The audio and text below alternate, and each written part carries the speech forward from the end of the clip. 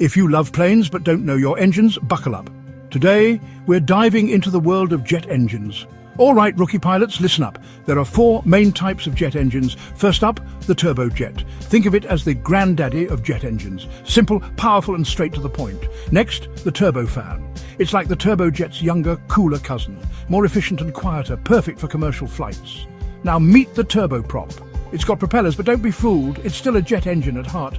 Great for short trips and low altitudes. Lastly, the turbo shaft. This bad boy is what you'll find in helicopters.